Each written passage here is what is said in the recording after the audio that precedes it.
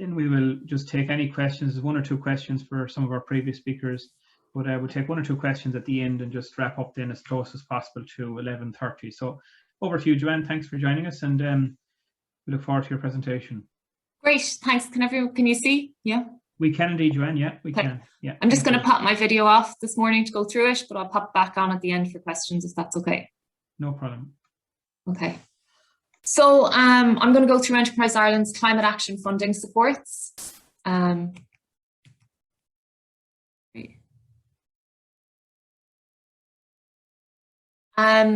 So I'll briefly just talk about the business benefits and then go through the climate action voucher, the Green Start and Green Plus and Green for Micro, and then some other supports and resources that are available for businesses.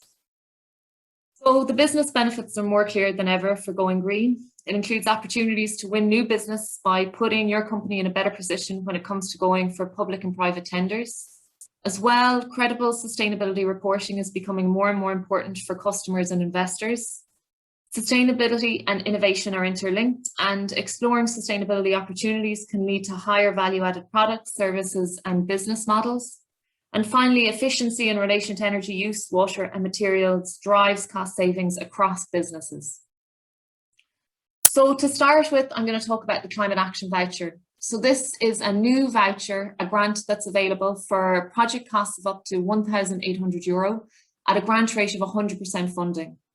Eligible cost elements includes the service provider, technical and advisory costs for 2 days at €900 a day. And the assignment period is over 6 weeks. And this is available to high potential startups, SMEs and large Enterprise Ireland and Údarás na Gaeltachta clients. You need to, for a company must choose a green service provider from Enterprise Ireland's directory of green service providers. Companies must select a service provider from this directory, and we would always recommend a company talks to at least 3 before deciding. The application form is designed to be straightforward and the turnaround time is quick. In some instances, we've had a same-day turnaround, so from when somebody submits an application to sign off on the grant agreement. It's a limit of 1 voucher per company, but where there are separate sites and operations, they can apply for up to 3. And European state aid applies under de minimis for the voucher. So eligible activities include resource efficiency assessment, renewable energy potential, introduction to corporate sustainability, and introduction to circular economy thinking. Under resource efficiency assessment, resources can include energy, water, or raw materials, and the main outcome from the 2 days would be generally a register of opportunities. The green service provider will identify resources, efficiency, and cost savings, and will provide information on the costs and payback of those opportunities identified. It can include, the opportunities, I suppose, can include capital projects. So for example, to upgrade lighting to LED, installation, rainwater harvesting to replace old water tanks, fixing air compressor leaks, which is a very common issue with companies we're finding, or to reduce waste to landfill. It also includes feasibility studies, procedural process changes, and staff training and awareness. And opportunities can be mixed. So the identified opportunities can be mixed from short to longer term, from no to low to high cost potential projects as well. And I suppose the Climate Action Voucher is there to provide a plan for a company to work off. So the second option is renewable energy potential. And the green service provider assesses the business and the site's energy use and recommends the most appropriate renewable energy options for the business. All renewable energy technology can be considered, so that includes solar, wind, turbines, heat pumps, and of course biomass boilers. And again, the main outcome will be a register of opportunities for the company to follow up with. The third option is corporate sustainability, and the service provider here reviews the company's current activities and then provides advice about developing a policy and initial action plan around corporate sustainability. And lastly is the introduction to circular economy, looking beyond the make waste linear economic model to a circular model that minimises waste. Here, the service provider will work with the company to develop plans and circular economy ideas for a more circular product, process, or service. More information on the application process, eligible activities and guidelines can be found on the link that is just there on the presentation. And we expect with the Climate Action Voucher that this will lead to further projects. That's the aim of the voucher.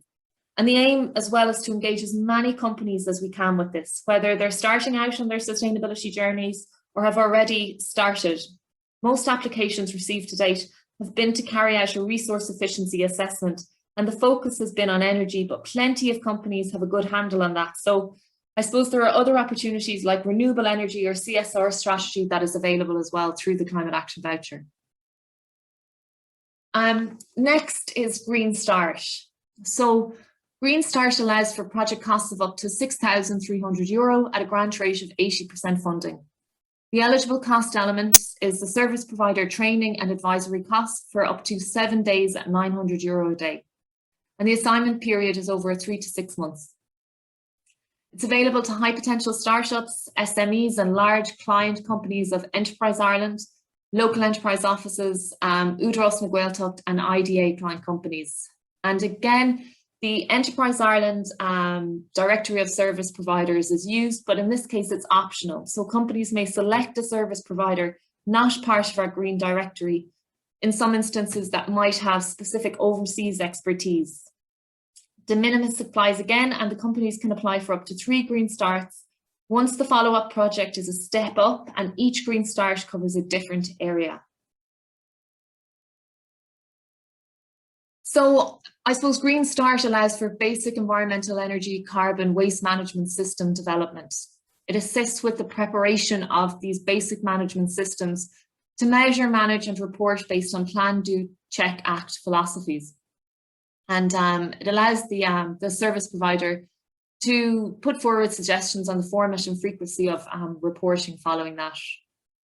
The range of activities include carbon footprinting, to circular economy, to employee engagement, to sustainable strategy. And as well as that, aligning to national or international frameworks like, for example, Board Bria Origin Green or the Carbon Disclosure Project. So you can use Green Start to support the process of aligning to those types of frameworks. So, sorry, one second. So if you take a look at the guidelines, information is provided under 14 different headings, and these headings detail, I suppose these headings allow or provide details that will help the company structure their project if they're not sure. So for example, here we have environmental management system development, and there's a significant number, or there's detail that's provided around that for a company to use to help them support the project. Taking things up to the next level is Green Plus, and this is for project costs of up to €100,000 and a grant of up to 50% funding. Eligible cost element includes service provider training and advisory costs of up to €900 a day, or up to 10 project team member salary costs up to €200 a day, or training course fees for specialised external courses that support the project goals. And the assignment period here is over 6 to 12 months. It's available to SMEs and large client companies of Enterprise Ireland, Údarás na Gaeltacht and IDA. And again, the Enterprise Ireland Directory of Green Service Providers is optional here, but in most cases, about 90% of projects that come through do use consultants from this directory. So I suppose again, it's the development. Green Plus allows for the development of environmental, energy, carbon, water management systems and frameworks, or for the company to align itself to international standards like ISO 14001, 50001, or to align to sustainability frameworks and disclosure platforms. Again, the range of activities go from everything from carbon footprinting to sustainable packaging to eco-design. And I suppose I suppose in many ways it's similar. There's similarities with Green Start, but it allows for a company to go on a deeper level of detail, or to go down into a deeper level of detail to develop a project and to develop the potential for a further project to come out of it. So for more information on Green Plus, you can click on the link just there as well. This is the link to our directory of green service providers. We have 60 consultants and it's growing all the time. And we break it down. Within that, there's a breakdown of 25 functional experiences. So a company can use a filter to find the consultant that will match exactly what they're looking to do. And all of the company's contact details are included. A company doesn't have to start with a voucher and then move to Green Start and then move to Green Plus. If, for example, a business is under pressure from their supply chain to align to international standards like ISO 15001, this could take up to 6 months. So you can go straight to Green Plus in an instance like that. So I suppose what's required for a company to transform, and what does that look like? Well, it requires commitment and vision of senior management and the formation of a team within the company, as well as that gathering data and setting up systems of profile resources, creating action plans across the business and monitoring and reviewing those impactive actions, and bringing sustainability into company strategy, as well as for the company to view sustainability as an opportunity. The company needs to be open to partnering with other companies within their industry or suppliers or technology centers, and also be open and aware of their need to communicate results and targets as transparently as possible. So these are just some of the green starts that we've had, some case studies, everything from life cycle assessment to going down the ISO 50001 route, or developing a water steward standardship from different companies. And you can find much more case studies on the link at the bottom there. And it's worth having a look to see what other companies have done and how they found the process in relation to Green Start and Green Plus specifically. So I'm also just going to touch on Green for Micro. So this is a free pilot program open to all micro enterprises with up to 10 employees and trading for less than 6 months, with a turnover of €30,000 per annum in 2019 to 2020. And this allows for 2 days of mentoring and consulting over 6 to 12 weeks. The company completes an online application available on the local enterprise office website. And if the application is successful, the local enterprise office advisor and client can choose an appropriate expert from either a local mentor panel or from the Green Directory. Upon project completion, the final report and invoice are submitted by the consultant to the relevant local enterprise office. And the company will complete a feedback form following the programme. So this is open to smaller companies, and it's just another support to start companies on their journeys in relation to sustainability. The eligible activities are similar to those of Green Start and Green Plus and the Climate Action Voucher, resource efficiency assessment, renewable energy potential, environmental management, etc. So for more information on Green for Micro, you can go to your local enterprise office website /green. I've also just included links to some of the other Enterprise Ireland supports or D&I supports, who they're available to, who they exclude, and some of the funding details around them, as these might be appropriate if you're a bit further down on your sustainability journey. As well as that, third level collaboration opportunities and grants that are available to companies. Similarly, who they're available to, who they exclude, and some of the funding details. And finally, just some other resources for companies out there in relation to climate action and sustainability. So everything from SkillsNet to SEAI's website, the EPA, Enterprise Ireland, the Directory of Green Service Providers, a Climate Jargon Buster, and some of the other tech centres and tech gateways as well. So for more information on the Climate Action Fund and the funds, the grants that I've gone through today, go to globalambition.ie/climate-action. Or on Green for Micro, go to localenterprise.ie/green, or you can email us, the team in Enterprise Ireland, directly at green@enterprise-ireland.com.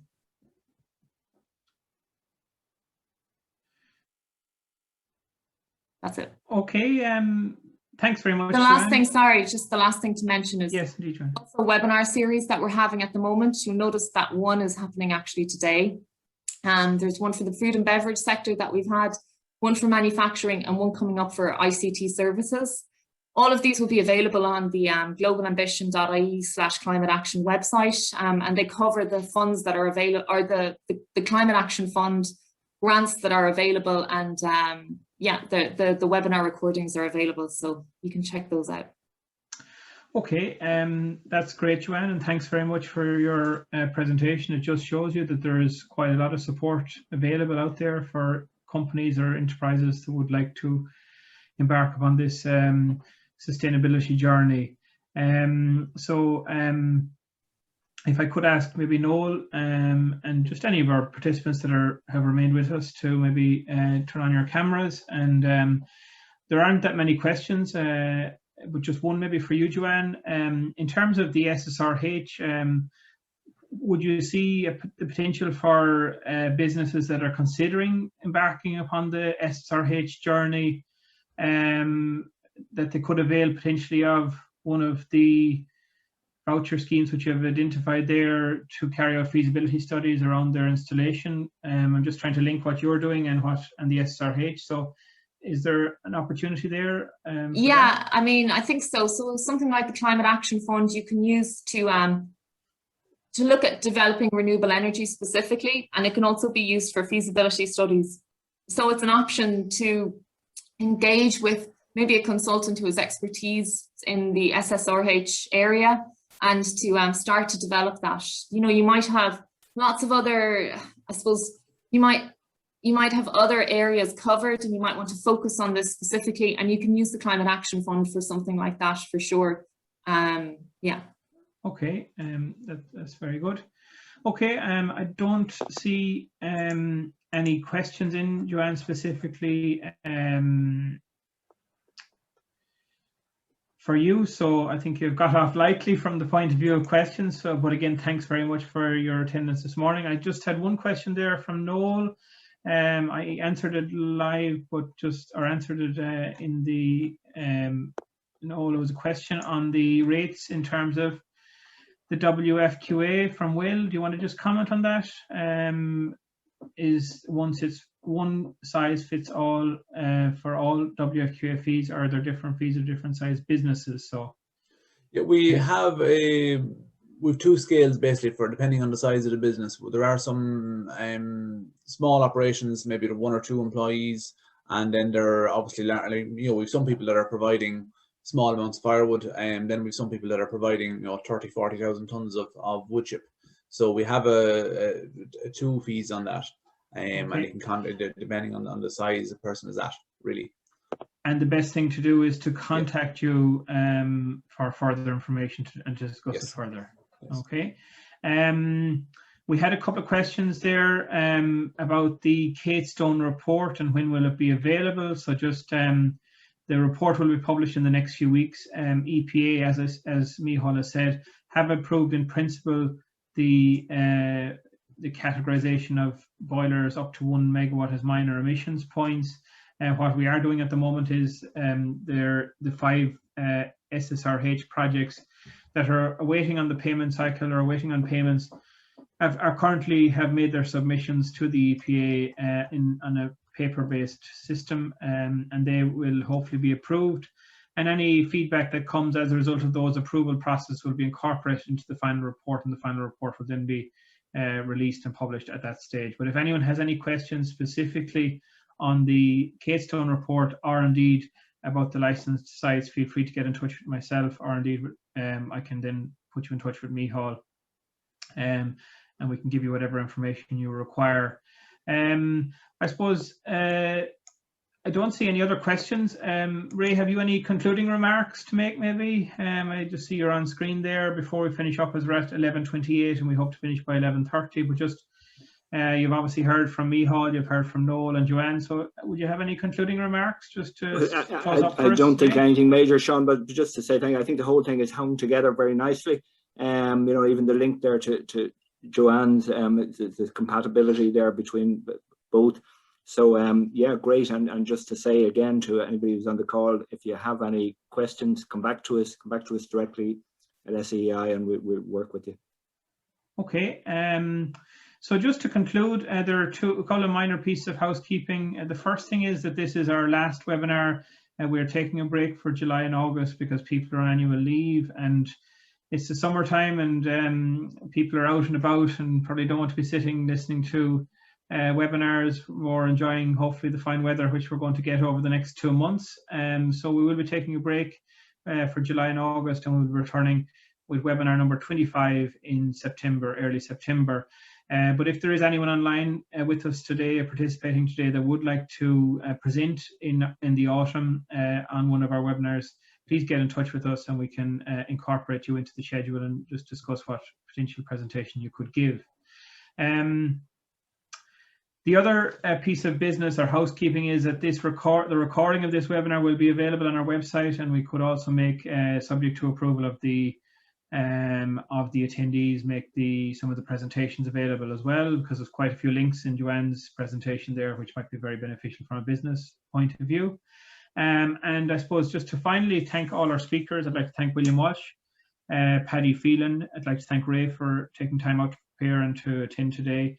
To our two recipients, grant recipients, Chris Peake from CJ Sheehan's and Brendan Byrne from Greenfield Mushrooms.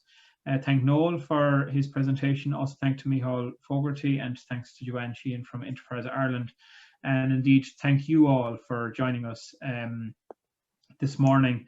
It was slightly longer than usual, but again, thanks for sticking with it, and good to see that our attendance figures have stayed up right throughout. So the final thank you, I'd like to just thank and acknowledge the work of Teresa O'Brien. There was a lot of planning went into getting this event running smoothly, and it has run very smoothly. We did practice runs and we did all sorts of things. So thanks to Teresa for her work in terms of advertising, getting it all set up and making sure it runs smoothly. Without Teresa, we wouldn't be able to run these events.